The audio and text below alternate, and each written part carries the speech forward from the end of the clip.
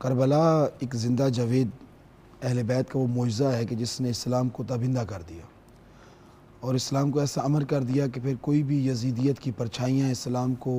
نہ زخمی کر سکتی ہیں، نہ اسلام کو اس کے جادہ حق سے ہٹا سکتی ہے۔ بے شک۔ سن 60 ہجری ایک ایسا زمانہ تھا کہ جب جید اصحاب کرام، بزرگ اصحاب کرام جنہوں نے محضر پیمبر میں اپنی جوانی گزاری تھی اور نبی اکرم صلی اللہ علیہ وسلم کی نبوت کے سلسلے کو اور رسالت کے پیام کو پھیلتے ہوئے نگاہوں سے دیکھا تھا، جنہوں نے بدر سے لے کر حنین تک جنگوں میں بھی حصہ لیا، وہ اکثریت کے ساتھ صحابہ کرام دنیا چھوڑ کے جا چکے تھے، اور اب وہ صحابہ کرام تھے جنہوں نے بچپن میں رسول خدا کو دیکھا تھا۔ چند ایک تھے کہ جنہوں نے نوجوان نے اپنا جو نوجوانی کے عالم میں دیکھا تھا۔ تو اب ہوا یہ کہ اسلام وہ جو ایک اس کی روح تھی وہ مشاورت کے ساتھ حکومت کو آگے بڑھانے کی تھی، وہ ساری چیز جو ہے وہ بدل کر ملوکیت کی طرف چلی گئی،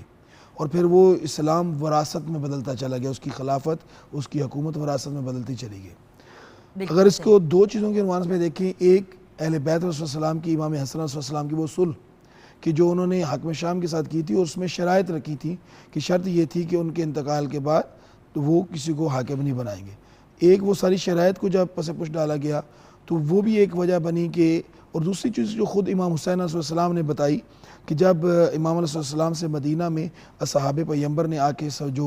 وہاں پہ موجود تھے، انہوں نے کہا کہ آپ مدینہ چھوڑ کے نہ جائیے، جبکہ امام حسین علیہ السلام کے سامنے جب ولید نے خط یزید کا لکھا کہ ان 4 لوگوں سے بیعت لے لو، اور ان میں امام حسین علیہ السلام کا بھی نام موجود تھا، تو امام نے وہاں پہ اعلان کیا کہ وہ شراب پیتا ہے، بندروں سے کھیلتا ہے، نفس محترمہ کا قاتل ہے، اسلامی حدود کو پامال کرتا ہے، مثل لا یبایع مثلہ، مجھ جیسا اس جیسے کی کبھی بیعت نہیں کرے گا۔ جب امام علیہ السلام 100% جائز، 100% کریکٹ، بالکل، جس بات کو اگر باقی سب لوگ بھی سمجھ جاتے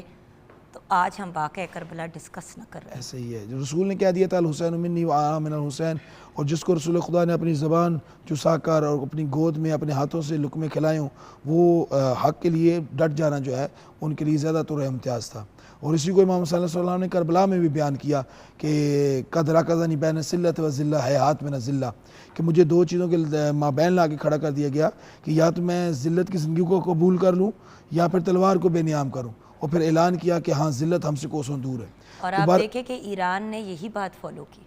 بے شک ایسا ہی ہے، پاکستان نے برادر اکبر ہونے کے عنوان پر جو ایک کردار ادا کیا، اور ان کی شجاعت کو 4 چاند پاکستان کے وسیلے سے لگے، اور ہمیں بھی نبی پاک صلی اللہ علیہ وآلہ وسلم کے امتی ہونے کے ناطے